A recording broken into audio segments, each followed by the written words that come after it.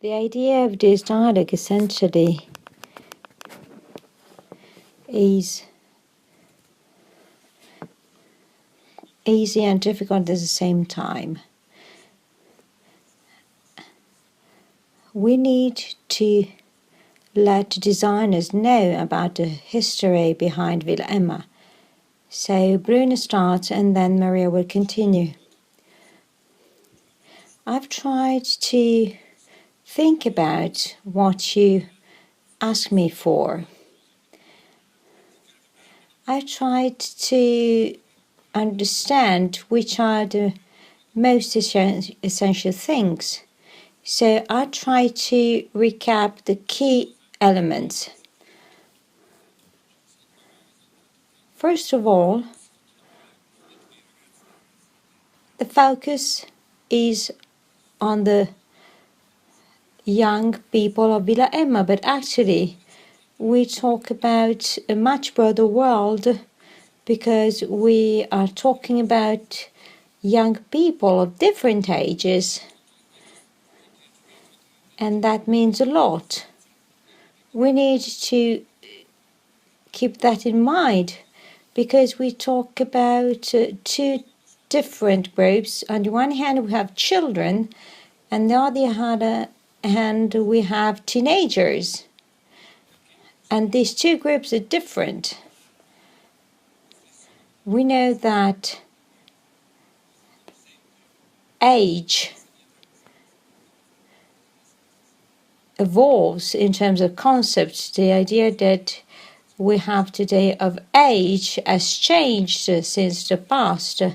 So also the notion of age has changed over time. So now, for instance, when you talk about people, well, young people, you talk about people ranging from 17 up to 35 years of age.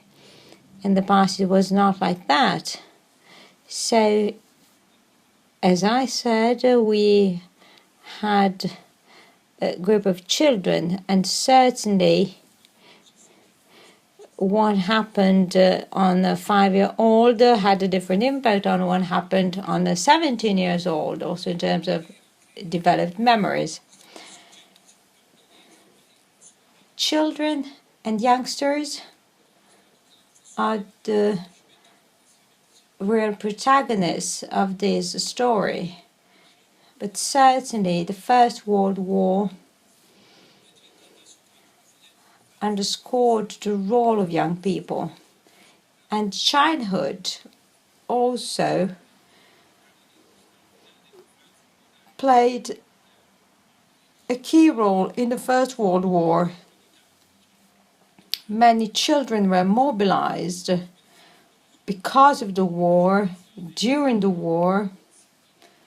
So we can certainly state that world wars changed the perception of young people. Those who were children during the First World War would later become fighters during the Second World War.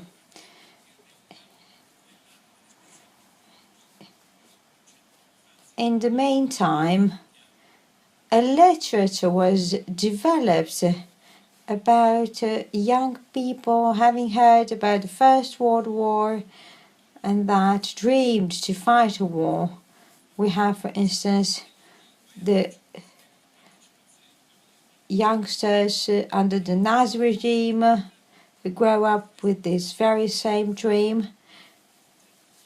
But also we have these sort of general categories of common living that we should and could not forget. Moreover, civilians and youngsters are first of all civilians, and civilians play a key role in the Second World War. And in particular, something happened. There was a great number of displacement flows of people, of individuals. And these migration flows affected many categories, including children and young people.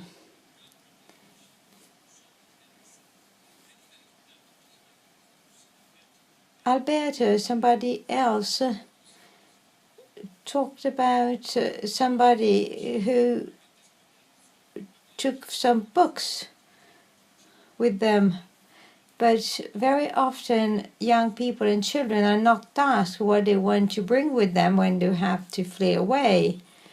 So there are many, many young people who recall the need to leave behind their preferred objects and things. So this is something that is typical of children. On the other hand, adults are free to choose what they want to take with them. Moreover, when it comes to considering the daily life of such young people, playing and play represents a key opportunity, a key strategy to adapt to reality, to understand reality.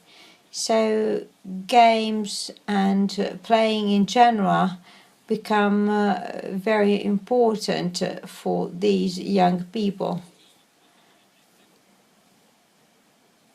Another important issue has to do with the peculiarity of such stories. In 2008, Sarkozy said that the 11,000 children of French schools had to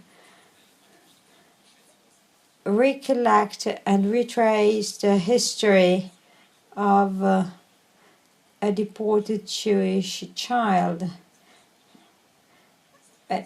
I didn't agree with that story and with that project, but on the other hand, I must confess that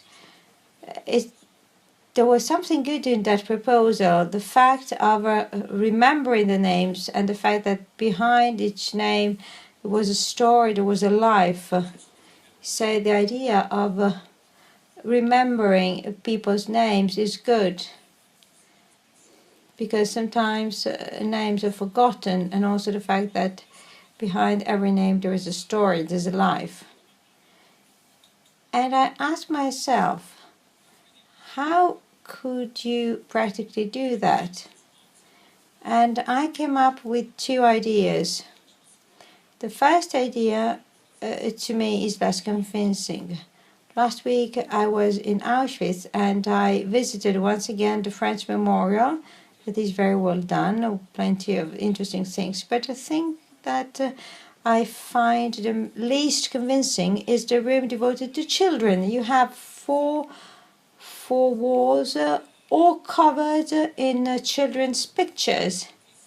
And in the beginning, I was not convinced by this sort of obsession-oriented presence of pictures, because it's so powerful and hard. There's so many that you feel overwhelmed, you feel lost.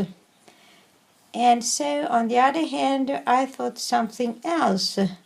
And this is one of the most beautiful things that I ever read. It comes from a long tale or short story of Nora Bruder by Maida.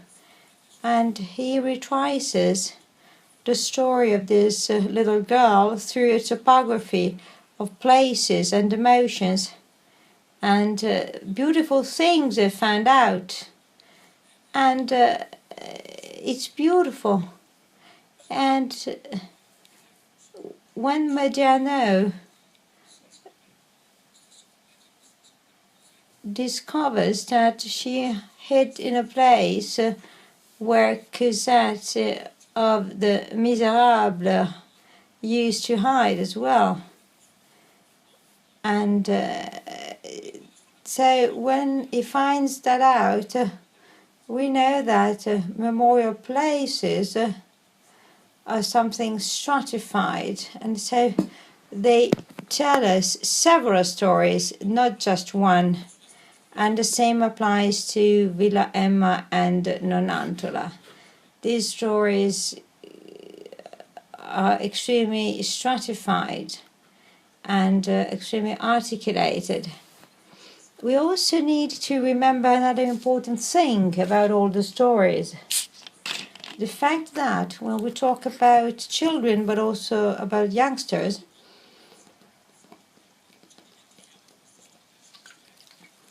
we sometimes forget about the parents of these children and youngsters, even if these parents are absent, because these children always hope to see their parents again. And they always suffer from being detached from their parents, because very often they are forced to be separated from their parents at a very early age. And every child hopes desperately to see their parents again. And so that's why parents are so important.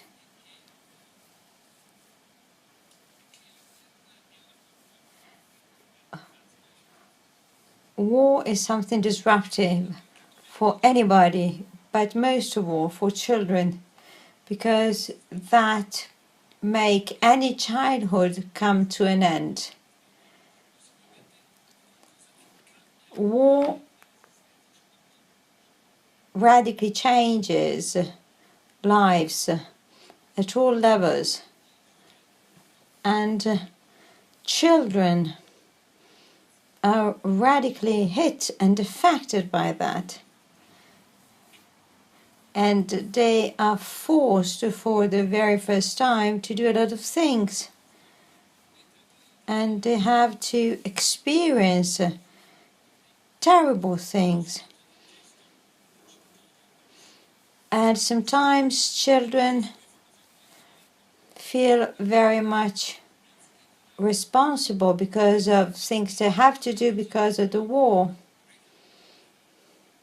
And so children have to experience things for the very first time. Another thing we should consider, and this is something that in my opinion is extremely important, is that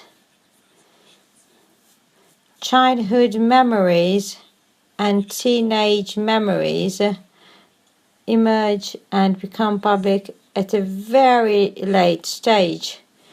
And all that brings about a very long and complex stratification over time. Moreover, as we know far too well, we always need to ask ourselves when and why these memories became public, because children are not usually very much heard. So this is another thing. And this links up with another thing. Well, we should consider that children and teenagers tell the stories in different ways compared with adults, because they also make drawings. They also express themselves through space and time organization, through objects. So they have their own way to tell the stories. This means that telling these teenage and children's stories needs a specific approach, because otherwise, if adults tell the stories with the typical adult approach, there's a risk to lose something and leave something behind. It's not really about an adult that reinterprets the story of children. We should let the children express themselves. Thank you.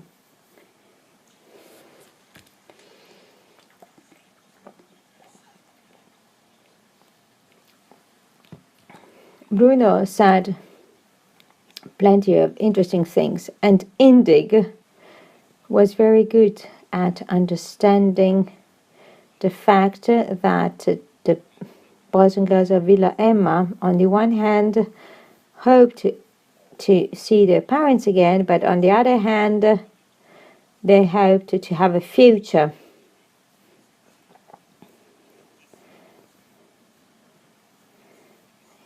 And certainly, these becomes clear during festive days and holidays that are moments that are typically lived with families and parents. So it's not easy to represent such difficult feelings. Well, I'd love to go back to each issue raised by Bruno. I will try to stick to our story and try to talk about the history of Nonantole and not just about more general concepts. Going back to the notion of border crossing, well, that is mostly due by the age differences inside the same group.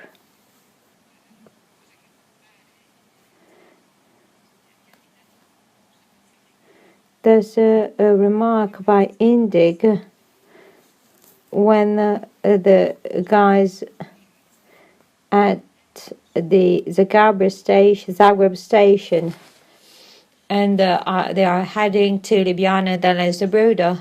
And Indig writes, I noticed something weird. After a few minutes, even all the children forgot Ustasha. They think just about their own business, as if nothing happened. They exchange memories. They talk to each other. They do small talk. No trace left of disappointment or lack of courage. Their life was about that. Since they were able to think, there was always somebody or something supporting them, hiding them. The psychological attitude makes me think the fact of living just in the present is a bit fearful, because it's as if they were perceiving life as a collection of accidental pieces and parts. Well, when they enter the castle and is so happy to have found this place, he understands and perceives their depression and apathy and is not able to accept it. I think that the questions that we ask ourselves every day should be connected to our conception of the past. Today's young refugees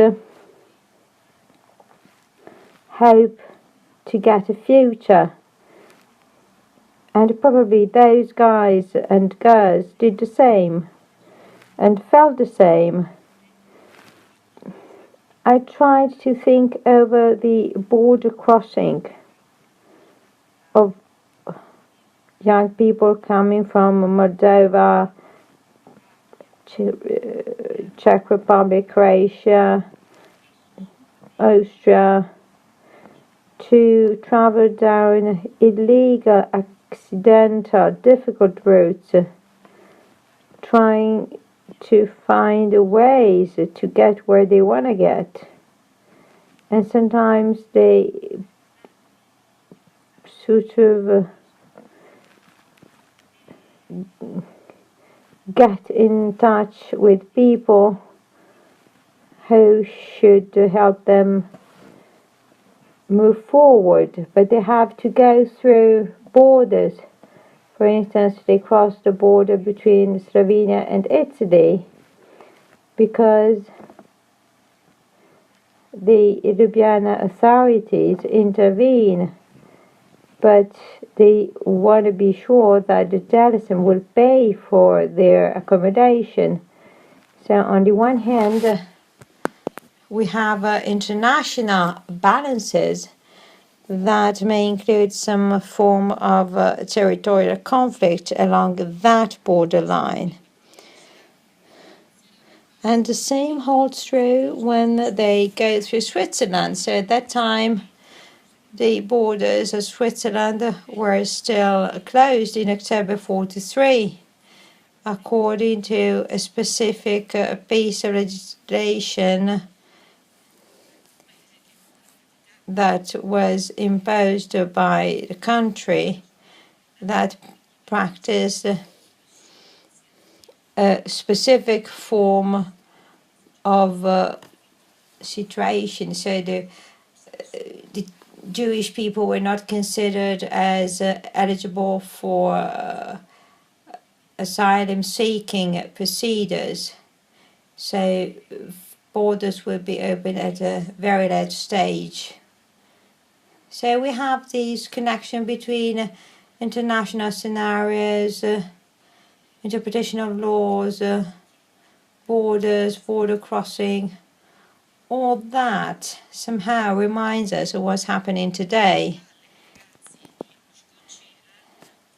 Moreover, we should not forget the Jewish rescue networks that played a key role in supporting them and in following them. And then we had some disobedient officers like Urs Shuzun, who favored the girls on the Slovene border, and he favored the cross of 12 girls.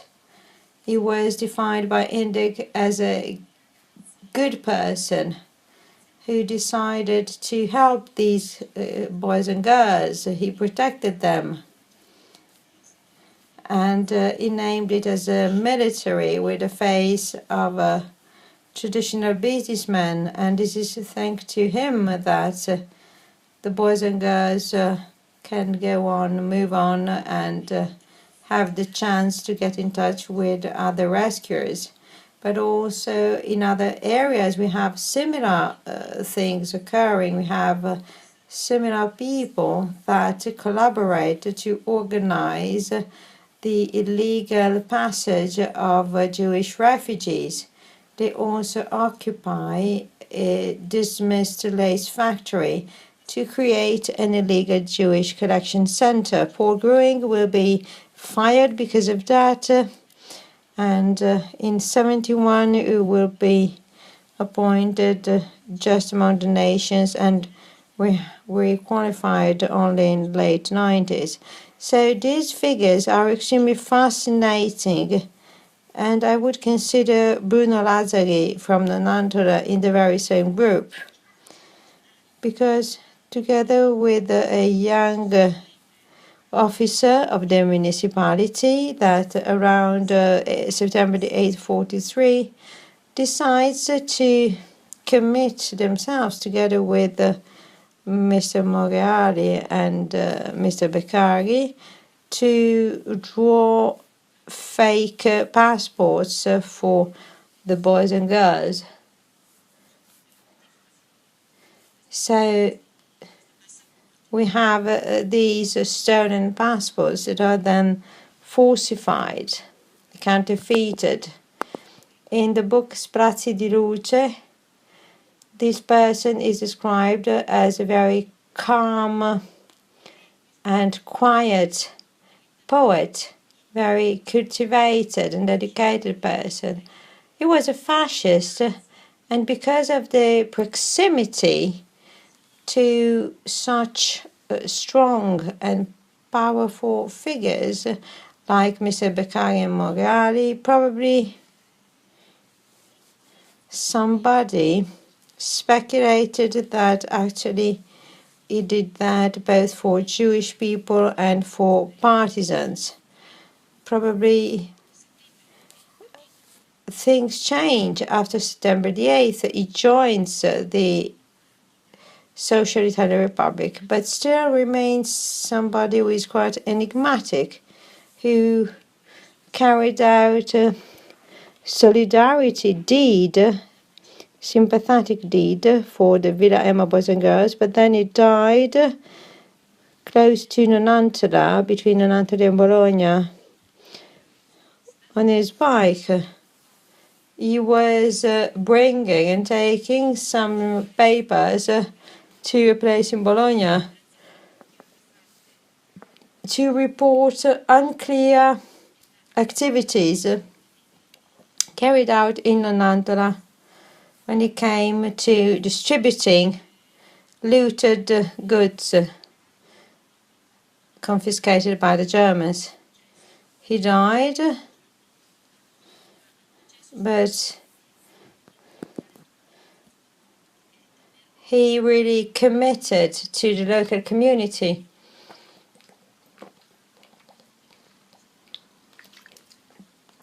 And so it reaffirms his commitment.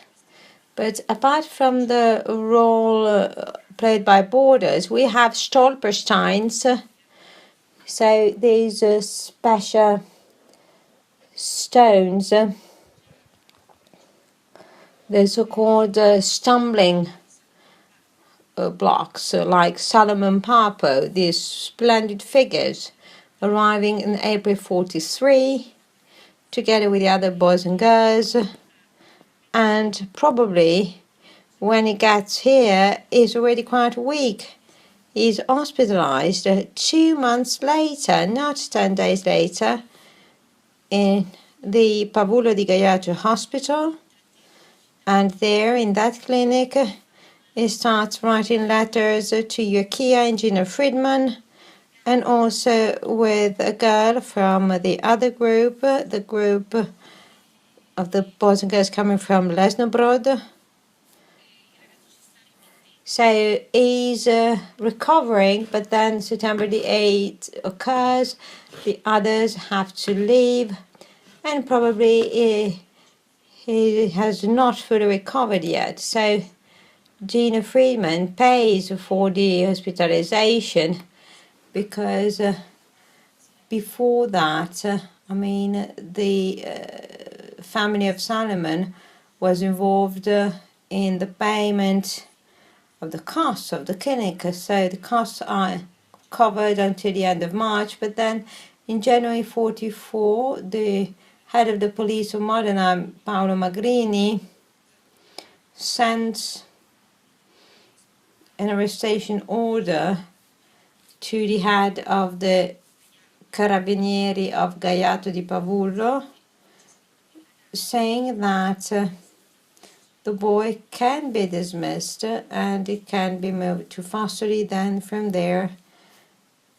according to Liana Picciotto, definition is put on a train to Auschwitz. He was 15, he was born in Sarajevo, and last year we went to Sarajevo Jewish community and we were able to find the place where he was born, to retrace his family tree. Probably he came across the mother and the sister, and then he was then brought back to Split and arrived with the other boys and girls. So retracing his story is part of what you said, Bruno. So retracing the story of each individual, of each name, but most of all, understand that these boys and girls were rescued by the locals in Nonantola thanks to a number of factors. But then at the clinic in Gaiato, somebody reported his presence, so an arrestation order arrives and this boy is arrested and deported. And the head of the police should be known better as protagonist of the story, because Paolo Magrini was also one of the supporters of the restoration of the Fossoli camp, and at the same time he was collaborating with the Allies. So this is quite upsetting, and this is a story still to be cleared. But I would like to say something about the relation to memory. Solomon doesn't appear in nobody's memory, apart from one person who talks about him as a guy arrested by the Germans. But apart from this, Indik doesn't talk about him in his journal. Sonia Boris doesn't talk about him in his journal. And so his name does not even appear in the Leo Coffin memories, who on the contrary talks about boys and girls. It doesn't appear in the memory book of Dr. Moriarty, but instead he appears in many canvas sources. So the canvas sources and memorial sources should be put together, because on the one hand we have the archives that are key and crucial and paramount. We should take extra care in tidying them, in classifying them, because otherwise memory is full of pitfalls, because then sometimes we tend to forget what is not easy to remember. In other words, archival sources are extremely important. And this is thanks to archival sources that we were able to retrace the story of this boy. Secondly, we have the educational experiences carried out in Nonantola. Let's not forget it, because this group becomes a real small community. It is very strong and independent and self-assured. They are educated by Josko and Joseph Indig, who was very young. He was 26 years old. He was a Zionist, and he was part of a specific socialist wing of the Zionist movement. And his counterpoint of reference is Martin Buber, who was strictly connected to Rosenzweig, who sort of devises a new theory about school and education. In the library of the Villa Emma Boys and Girls, we find writers and authors that are also close to them, from Gore, who is present in the Konjac experience, and Tagore is a very peculiar presence in the library of the Boys and Girls. So this group of young people reminds me, for many reasons, the Terezin Boys and Girls. If you read Ruud Kruger and what he says about the Terezin experience, we realize that his freedom component based on the self-determination of boys and girls is very strong. And this is evident when the boys and girls and their educator have a sort of fight with Delism, because then there the balance of the relationship changes radically, both in Indic's book than in the journals, for instance, Shoshana's journal, but also in the memories wrote before 45. Well, people talk about a philanthropic prison, or the Italian director who had their own sort of little obsessions, or the fact that the Italian Jews were seen as missionaries, wanting them to pray. So Coffey is very harsh, because he says that there's a sort of philanthropic corruption attempt. Well, all that is sad, even though they know that Dalton was key in their rescuing. But on the other hand, there's some sort of disliking towards these educational models for those boys and girls who had to come across such strong experiences, quite disruptive ones. Well, it would be interesting to see what we're thinking, boys and girls coming from even more dramatic situations like camps or ghettos. So it would have been interesting to compare what these boys and girls say with what boys and girls from other critical areas used to think and say. Thank you.